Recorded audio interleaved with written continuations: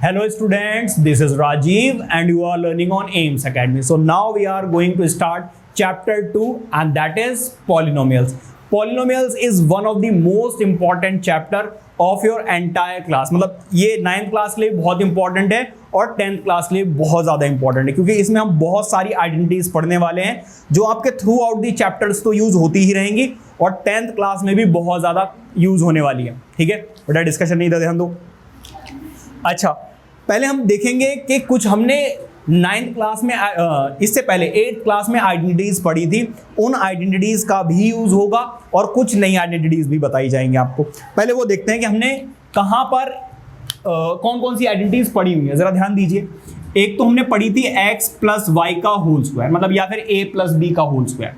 आपने शायद ऐसे पढ़ी थी, a प्लस बी का होल स्क्वायर. क्या था? a square plus 2ab plus b square.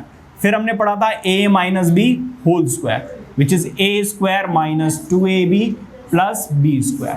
मतलब प्लस माइनस जो है वो सिर्फ 2ab के आगे आता है. ठीक है, ये कैसे आइडेंटिटीज आई ये आपको सिखाया भी जाएगा. जब हम आइडेंटिटीज करेंगे तब मैं आपको डिराइव करके भी दिखाऊंगा कि आइडेंटिटीज कैसे आई हैं. ठीक है, और एक और आपने पढ़ी हुई होगी a plus B and a minus B, जिसका होता है a square minus B square.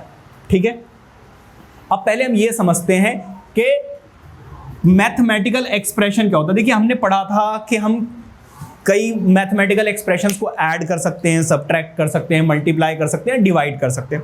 उसमें हमने कुछ चीजें पढ़ी थी. देखिए, उन टर्म्स के बारे में मैं पढ़ूंगा. पहले तो मैं आपको समझाऊंगा कि कॉन्स्टेंट्स क्या होते हैं.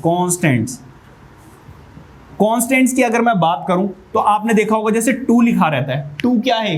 Constant number. कांस्टेंट का मतलब होता है फिक्स्ड. जैसे कि मैं आपसे बोलूं 5/2, ये भी क्या है? कांस्टेंट है. जैसे कि मैं आपसे बोलूं √3, ये भी क्या है? कांस्टेंट है. और 0 भी क्या है? कांस्टेंट. तो ये जो नंबर्स लिखे रहते हैं इनको हम बोलते हैं बेटा कांस्टेंट्स. Is that clear? इसके बाद हम बेटा बात करेंगे किसकी? वेरिएबल्स की. वेरिएबल्स क्या होते हैं जरा उसके बारे में जानते हैं. जैसे कि आपने देखा होगा x, y, z या z जो भी बोलना चाहें, ये क्या होते हैं? वेरिएबल्स. वेरिएबल्स क्यों होते हैं? जैसे एक्सक्यूज मी,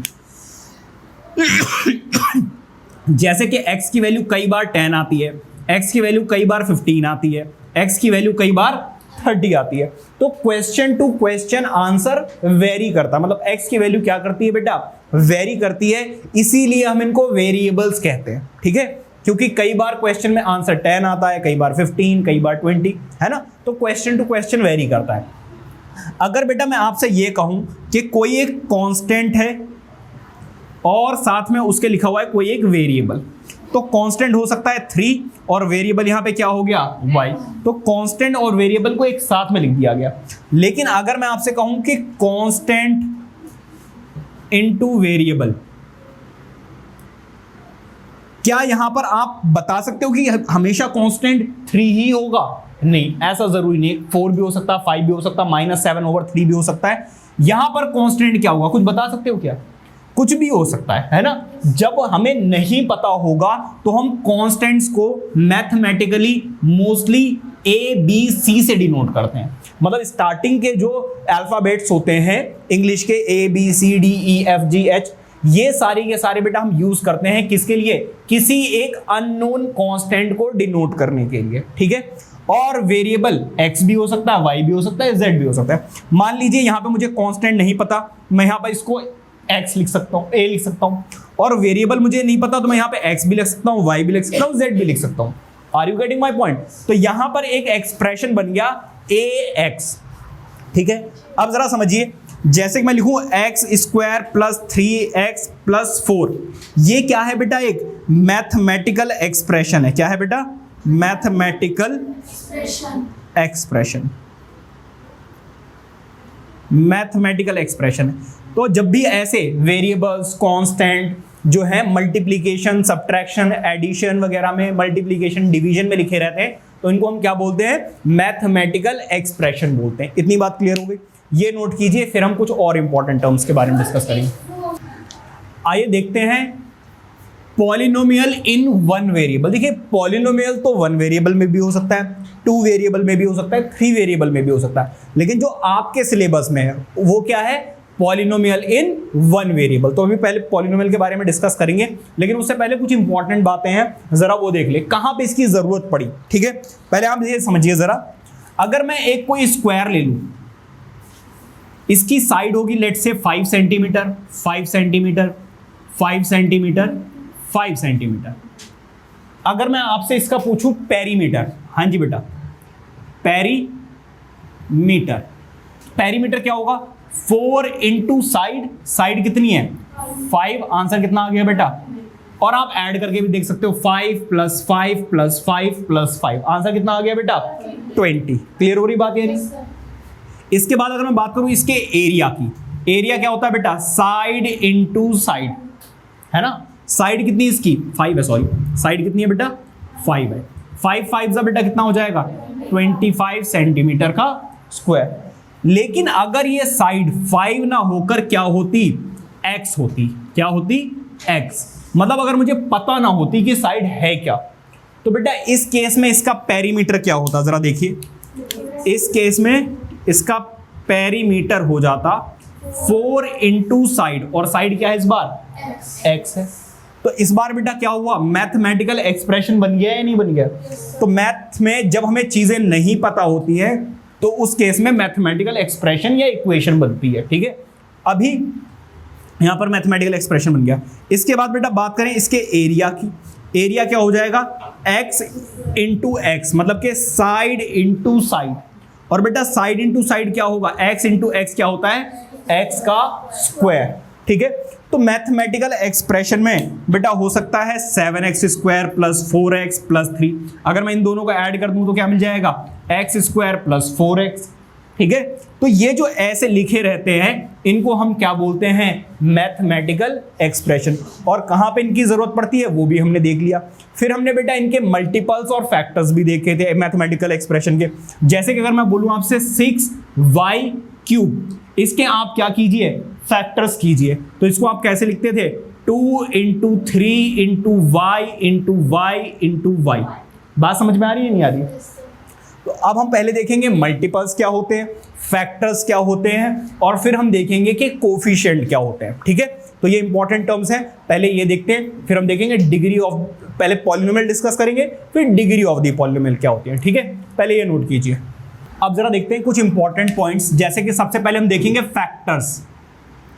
फैक्टर्स क्या होते हैं जरा ये देखिए, ये आप जूनियर क्लासेस में पढ़ रखा है, तो हम डेफिनेशन वगैरह पे नहीं जाएंगे, हम डायरेक्टली बात करेंगे। जैसे कि मैं आपसे पूछूं क्या आप बताइए फैक्टर्स ऑफ 6, तो बेसिकली आपको ये देखना है कि 6 किस किस की टेबल में आता है। ठीक है, फैक्टर्स ऑफ 6 आर 1 की टेबल में आता है, ठीक है, 2 की टेबल में आता है, 3 की टेबल में आता है, एंड 6 की टेबल में आता है। ठीक है, अब इसका मतलब क्या, अगर मैं 6 को इनमें से किसी से भी डिवाइड करूं, लेट से मैंने 2 से डिवाइड कर दिया, तो 2 3 सा बेटा क्या होता है 6, और रिमाइंडर कितना आ जाएगा बेटा 0 आ जाएगा। Is that clear? So 6 is completely divisible by all these numbers, मतलब जब आप डिवाइड करोगे तो हमेशा रिमाइंडर क्या आएगा बेटा 0 आएगा। समझ में आ गई बात है? इसके बाद बेटा हम क्या देखेंगे, हम देखेंगे बेटा मल्टीपल्स। अच्छा, ये समझ में आ गया नहीं? इसी तरीके से जैसे अभी मैंने आपको बताया था 6y², तो इसके फैक्टर्स क्या होंगे जरा देखिए। हाँ जी बेटा, कुछ बच्चे क्या करते हैं, इसको ऐसे डिवाइड कर देते हैं। बेटा ये जो हम निकालते हैं ना, ये एक्चुअली होते हैं प्राइम फैक्टर्स। क्या होते हैं बेटा? Prime factors. फैक्टर्स क्या होते हैं? सारे के सारे वो नंबर्स जिससे 6 कंप्लीटली डिविजिबल है। ठीक है, यहां पे अगर मैं इसके फैक्टर्स की बात करूं तो ऑब्वियसली 1 तो है ही, 2 भी है ही, 3 है, और y का स्क्वायर है, तो इसका मतलब y इंटू वाई। अब कुछ बच्चों को माइंड में आएगा सर 6 तो आपने लिखा ही नहीं, तो बेटा 2 3 जा क्या होता है 6, मतलब इन सबको मल्टीप्लाई करके जो आएगा वो भी इसका फैक्टर होगा। Is that clear? अब आगे आ जाओ, अब बेटा बात करेंगे किसके, मल्टीपल्स की। हाँ जी बेटा, नहीं मैं समझा रहा हूं कि 1 भी आ जाएगा, क्योंकि देखो मल्टीप्लाई करके 6 तो समझा दिया, यहाँ पे 1 भी था ना। अब 1 लिखो ना लिखो एक ही बात है, क्योंकि मल्टीप्लाई करके तो वो 6 ही आना है ना, तो 1 को लिखते नहीं है इसलिए। अब बेटा बात करेंगे मल्टीपल्स, 6 का ही एग्जांपल ले लेते हैं। जैसे कि मैं आपसे पूछूं बेटा मल्टीपल्स ऑफ 6 आर, आपको बेसिकली ये देखना है कि 6 से मल्टीप्लाई कर करके कौन से नंबर आते हैं। जैसे कि आप 6 को 1 से मल्टीप्लाई करोगे यू विल गेट 6, 6 को अगर आप 2 से मल्टीप्लाई करोगे तो 12, 6 को 3 से मल्टीप्लाई करोगे तो 18। सो मल्टीपल्स ऑफ 6 आर 6, 12, 18 एक्सेट्रा। समझ में आ गई बात? ये हाँ, तो ऐसे ही चलता ही रहेगा ना। अब बेटा यहां पे हम कुछ मल्टीपल्स और फैक्टर्स के नोट करेंगे, ठीक है। कुछ हम इंपॉर्टेंट पॉइंट्स लिखेंगे, बीच में यहां पे लिख देते हैं। यहां पर बेटा मैं लिख देता हूं क्या, फैक्टर्स, और यहां पर मैं लिख दूंगा क्या, मल्टीपल्स।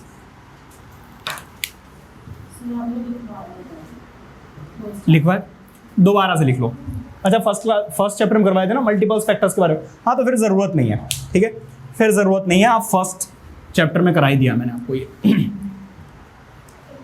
तो ये फैक्टर्स और मल्टीपल्स हो गए। इसके बाद बेटा आपका क्या होगा, इसके बाद मैथमेटिकल एक्सप्रेशन मैंने बताई दिया। अब बात करेंगे बेटा कोफिशिएंट की। किसकी बात करेंगे बेटा, कोफिशिएंट। देखिए जरा कोफिशिएंट्स, कोफिशिएंट्स की अगर मैं बेटा बात करूं तो क्या होते हैं, जरा देखिए। मैं कोई मैथमेटिकल एक्सप्रेशन लेता हूं, let's say x square minus 9x cube plus 12x plus 1, या फिर लेट्स से यहां पे मैं y भी ले सकता हूं, जरूरी नहीं कि वेरिएबल एक ही हो। अभी मैं पॉलिनोमियल इन वेरिएबल की बात नहीं कर रहा हूं, अगर वन वेरिएबल लोगे तो यहां पे x भी लिख सकते हो, ठीक है। अभी मैं सिर्फ किसकी बात कर रहा हूं, कोफिशिएंट की बात कर रहा हूं। किसकी बात कर रहा हूं बेटा, कोफिशिएंट। अगर मैं आपसे पूछूं बेटा बताओ जरा कोफिशिएंट्स या कोफिशिएंट ऑफ x बताइए, तो बेसिकली आपको क्या देखना है बेटा, x के साथ में क्या लिखा हुआ है, और वो भी आपको किसके साथ देखना है बेटा, साइन के साथ में देखना है, ठीक है। अगर माइनस होगा तो -12 आएगा, और अगर प्लस है तो +12 आएगा। अब आपको ये पता है कि प्लस अगर लिखा हुआ है तो उसको लिखने की जरूरत नहीं है, ये अंडरस्टूड है भाई, हाँ जी, बात समझ में आ रही है। तो कोफिशिएंट ऑफ x इज कितना बेटा, 12। अगर मैं आपसे कहूं कोफिशिएंट ऑफ एक्स स्क्वायर बताइए, तो एक्स स्क्वायर के साथ में यहां पे कितना लिखा हुआ है, 7 लिखा हुआ, तो इसका कोफिशिएंट क्या हो गया, 7। अगर मैं आपसे कहूं कोफिशिएंट ऑफ एक्स क्यूब बताइए, एक्स क्यूब का -9। क्लियर हो रही बात है नहीं? तो एक्स का कोफिशिएंट कुछ और है, एक्स स्क्वायर का कोफिशिएंट कुछ और है, और एक्स क्यूब का कोफिशिएंट कुछ और है। और अगर मैं आपसे कहूं कि एक्स रेज़ की power 4, coefficient of X raise की पावर 4 इज -1, वेरी गुड। 1 नहीं आएगा बेटा, क्योंकि इसके सामने कुछ भी नहीं लिखा हुआ है, इसका मतलब 1, क्योंकि यहां पे माइनस है इसलिए क्या आएगा, -1। और अगर प्लस लिखा हुआ होता तो यहां पर +1 आता। Are you getting my point? जल्दी से बेटा ये नोट कीजिए। आई होप कि coefficient is clear, please note it. अब आते हैं पॉलिनोमियल इन वन वेरिएबल में। पॉलिनोमियल होता क्या है पहले हम वो डिस्कस करेंगे, ठीक है। पॉलिनोमियल इन 2 वेरिएबल भी हो सकता है, 3 वेरिएबल भी हो सकता है, बट हमारे सिलेबस में क्या है, पॉलिनोमियल इन 1 वेरिएबल। पहले समझते हैं पॉलिनोमियल। बेटा पॉलिनोमियल को पहली बात तो हम px से डिनोट करेंगे, मतलब polynomial in terms of x। अगर y देखो 1 वेरिएबल होना चाहिए, जरूरी नहीं कि x हो, y भी हो सकता है, z भी हो सकता है, t भी हो सकता है, u भी हो सकता है, सिर्फ एक होना चाहिए। ऐसा ना हो कि x और y दोनों हैं, u और t दोनों है, ऐसा नहीं होना चाहिए, सिर्फ एक ही वेरिएबल होना चाहिए, ठीक है। तो px सुन लो इधर जरा ध्यान से, इसकी स्टैंडर्ड फॉर्म होती है an x की power n plus an minus 1 x की पावर n। घबराने की जरूरत नहीं, अभी समझाऊंगा, बिल्कुल अच्छे समझ में आएगा, ठीक है। मतलब एक नंबर कम हो गया, फिर क्या हो जाएगा बेटा, an माइनस 2 x की पावर n माइनस 2, और फिर ऐसे करते करते लास्ट में आ जाएगा बेटा 2 x की पावर 2, फिर a1 x की पावर 1, और फिर लास्ट में a0 x की power 0। Where an minus 1 an minus 2 dash dash dash क्या आ जाएगा बेटा, a0 आर रियल नंबर्स का मतलब कांस्टेंट, और and x is a variable. समझिए जरा क्या मतलब है इसका, मतलब एग्जाम्पल के साथ समझते हैं। जैसे कि मैं आपसे कहूं X raise to power 3 plus 2x square plus 4x plus 1। सुन लो जरा ध्यान दो। हाँ जी बेटा, जो सबसे बड़ी पावर उसको सबसे पहले लिखा जाएगा, फिर उससे छोटी पावर, फिर उससे छोटी पावर, फिर सबसे छोटी पावर। अब जरूरी नहीं है कि बेटा ऐसे ही हो सकता है कि पावर 8 हो उसके बाद डायरेक्टली 2 आ जाए। तो ये मैथमेटिकल वे है कि जो सबसे बड़ी पावर होगी उसको पहले, फिर उससे कम, फिर उससे कम, फिर उससे कम, फिर सबसे कम, ऐसे लिखा जाता है। समझ में आ गई बात या नहीं? यहां पर जो अब देखो ये इतना बड़ा है क्योंकि हमें पता नहीं कि कहां से शुरू होगा और कहां तक जाएगा। ठीक है, समझा? ये पॉलिनोमियल की स्टैंडर्ड फॉर्म है। अब यहां पे बेटा कुछ भी नहीं है तो क्या है? 1। देखो हमें देखना है कि ये पॉलिनोमियल है या नहीं है, तो कुछ क्राइटेरियाज हैं। क्या क्राइटेरियाज हैं? पहली चीज तो बेटा हमारे लिए 1 वेरिएबल होना चाहिए। कितने वेरिएबल होने चाहिए बेटा? ओनली 1 वेरिएबल होनी चाहिए। दूसरी चीज बेटा, power of variable must be a whole number. बेटा पावर ऑफ वेरिएबल बेटा क्या होनी चाहिए? Must be a whole number. मतलब इसकी जो पावर है वो 8 है। 8 इज अ होल नंबर। 2, 1, 3, 7, 9। बेटा कभी भी पावर नेगेटिव नहीं हो सकती है, कभी भी पावर रूट में नहीं हो सकती है, कभी भी वेरिएबल की पावर, बता रहा हूं नंबर की पावर हो सकती है, वेरिएबल की पावर कभी भी फ्रैक्शन में नहीं हो सकती है, कभी भी वेरिएबल की पावर डेसिमल में नहीं हो सकती। इन बातों का बेटा ख्याल रखना है। अगर इनकी पावर नेगेटिव आ गई, मतलब x की पावर -2, तो बेटा फिर ये पॉलिनोमियल नहीं है। अगर x की पावर ऐसे रूट लग गया तो ये पॉलिनोमियल नहीं है। अगर x की पावर फ्रैक्शन में आ गई फिर वो पॉलिनोमियल नहीं होगा। अगर x की पावर बेटा किस में आ गई? डेसिमल में आ गई, तब भी वो पॉलिनोमियल नहीं होगा। हाँ जी, रूट 4x। बेटा यहां पर रूट किसके ऊपर है? 4 के ऊपर है, वेरिएबल के ऊपर नहीं है। तो ये पॉलिनोमियल कंसीडर किया जाएगा। क्यों? क्योंकि इसकी पावर तो 1 है ना। Are you getting my point? तो इस तरीके से पहचानते हैं। अब मैं आपको कुछ नंबर, हाँ 4 की पावर 1/2, इसका तो आंसर 2 आ जाएगा ना। अब मैं आपको क्या कर रहा हूं बेटा, कुछ क्वेश्चंस दे रहा हूं और आप मुझे बताइए कि वो पॉलिनोमियल है या नहीं है। ठीक है, शुरू करते हैं। जिससे पूछा जाएगा बेटा वही जवाब देगा। ठीक है, और नाम नहीं लूंगा वरना बेटा यूट्यूब पे बेइज्जती हो जानी है। तो जिससे पूछा जाएगा बस इशारे से पूछा जाएगा। इधर देखिए जरा, अगर मैं आपसे कहूं 7x square minus 3x plus x का की पावर 4, या फिर चलो 4 लिख देते हैं। आप बेटा बताइए कि ये पॉलिनोमियल है या नहीं है। हाँ जी, कैसे पता चला? क्योंकि इसकी वैल्यू नेगेटिव नहीं है। इसकी वैल्यू नेगेटिव नहीं है, पावर नेगेटिव नहीं। वेरी गुड, हिलना मत, कैमरा भी हिलेगा। ठीक है, इसके बाद बेटा नेक्स्ट क्वेश्चन पूछता हूं किससे? आप बताओगे बेटा। अगर मैं पूछूं -7x, चलो चेंज करते हैं, -3x की power 5 minus x square plus √7x। बताइए बेटा ये पॉलिनोमियल है या नहीं है? है तो क्यों है, नहीं है तो क्यों नहीं है? हाँ जी, हाँ जी, वेरी गुड। पहली चीज तो बेटा वेरिएबल 1 होना चाहिए। तो वेरिएबल 1 है आपके सिलेबस में। ठीक है, 1 से ज्यादा भी हो सकता है लेकिन आपके सिलेबस में वेरिएबल 1 होना चाहिए। और बेटा वेरिएबल की पावर क्या होनी चाहिए बेटा? Whole number. यहां पर वेरिएबल की पावर देखो 1, 2, 5, इसका मतलब ये क्या है? एक पॉलिनोमियल है। इसके बाद एक और एग्जांपल लेते हैं। मान लीजिए मैं यहाँ पे y लिख देता हूँ। जरूरी नहीं वेरिएबल हर बार आपका क्या हो, x ही हो, कुछ और भी हो सकता है। √3y square plus 7/y plus 3/√3। आप बताएंगे बेटा, बताइए ये पॉलिनोमियल है या नहीं है?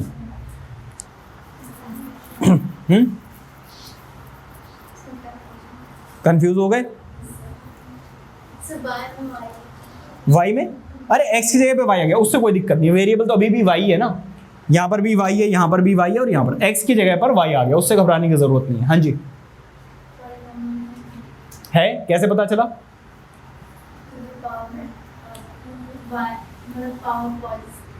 क्योंकि वेरिएबल एक ही और पावर भी क्या है, पॉजिटिव। यही कहना चाह रहे हो बेटा? सही बोल रही है गलत बोल रही है? सही बोल रही है। आप बताइए बेटा, जल्दी बताओ। दोनों बात हो सकती है। दोनों कैसे हो सकती है? एक ही होगी या सही होगा या गलत होगा? दोनों कैसे हो सकती दोनों बात मेरे हिसाब से नहीं हो सकती। है? आपके हिसाब से फिर गलत है बेटा। आप बताइए। कौन? मैं सर? मुझसे पूछ रहे हो? जब नहीं आता तो ऐसे ही पूछते हो। और मुझसे सर, मुझसे मुझे बताना है। हाँ जी, है। कैसे पता चला? क्योंकि पावर होल नंबर। हाँ जी बेटा, आप बताइए। तो है, कैसे पता चला? सारी आइडेंटिटी उसमें फॉलो हो गई। अच्छा, आप बताइए। बेटा नहीं है। क्यों? क्योंकि बेटा ये देखो डिनोमिनेटर में है, अगर आप इसको न्यूमरेटर में लेकर जाओगे तो -1 लग जाएगा। और अभी क्लियरली बताया था कि power can not be negative. इसका मतलब वेरिएबल डिनोमिनेटर में भी नहीं होना चाहिए। जब आप उसको ऊपर लेके जाओगे तो पावर क्या हो जाएगी बेटा? सही में पता है क्या लगा मेरे को? पावर जो पावर होनी चाहिए वो पूरी होनी चाहिए। हाँ, इधर देख लो जरा, इधर समझिए जरा। सर 7 y माइनस 1 रहता तो ये ऊपर जाता तो y पॉजिटिव पावर 1 रहती तो फिर 1 अगर नीचे नेगेटिव होता, हाँ जी, तो बेटा ये पॉलिनोमियल होता। वो क्या कह रही है जरा समझिए।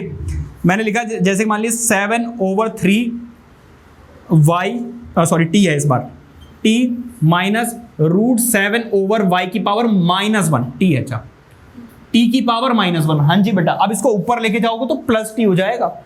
इसका मतलब इस केस में बेटा ये पॉलिनोमियल होगा। ठीक है, यहां पर t की पावर स्क्वायर -3 और √t + 4/3।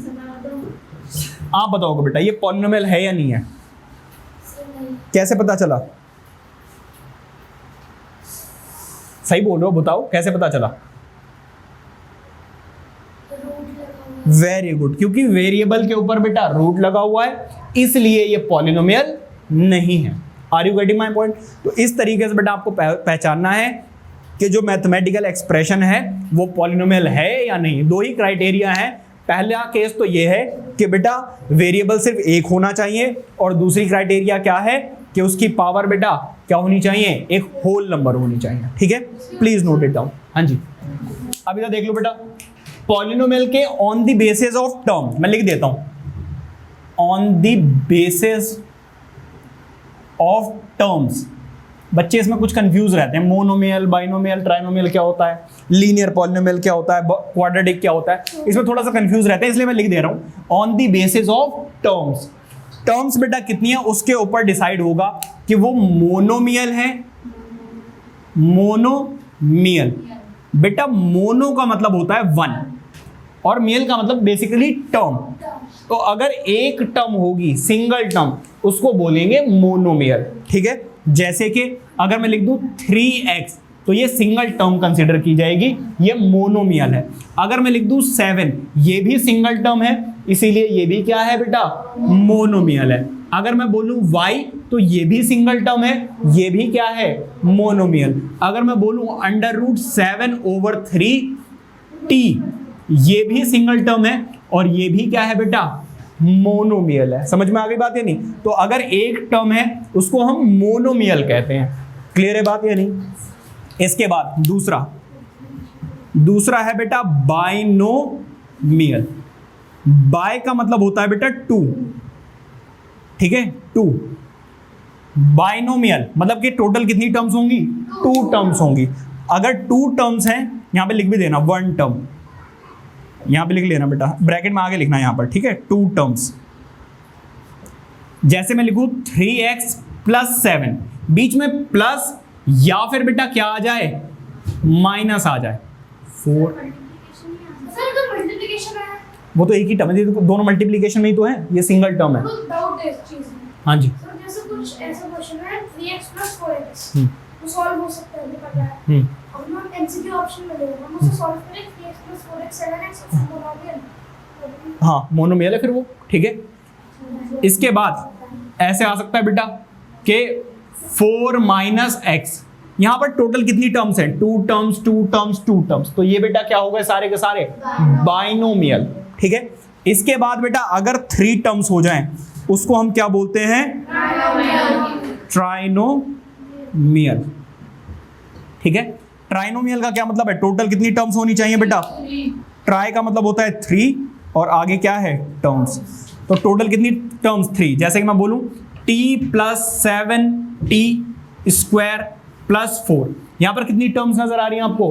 3 टर्म्स नजर आ रही है। अगर मैं बोलूं आपसे 7x² - √3x + 1, ये भी कितनी टर्म्स आपको नजर आ रही हैं? 3 टर्म्स नजर आ रही है, इसीलिए ये भी क्या है? ट्राइनोमियल।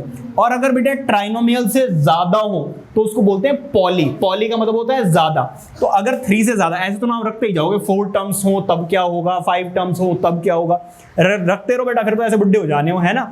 तो अगर 3 से ज्यादा टर्म्स होती हैं उसको हम पॉलिनोमियल बोलते हैं। ठीक है, ये नोट कीजिए, ये हमने देखा on the basis of terms. अब हम देखेंगे on the basis of degree. उससे पहले हमने देखना पड़ेगा कि डिग्री ऑफ अ पॉलिनोमियल क्या होती है। Please note it down. Sir वो जो आपने मोनोमियल में 7/3 लिखा है, वो नहीं है। पॉलिनोमियल होते ही नहीं, पॉलिनोमियल ही नहीं होता, फिर वो पॉलिनोमियल ही नहीं है। समझ गए?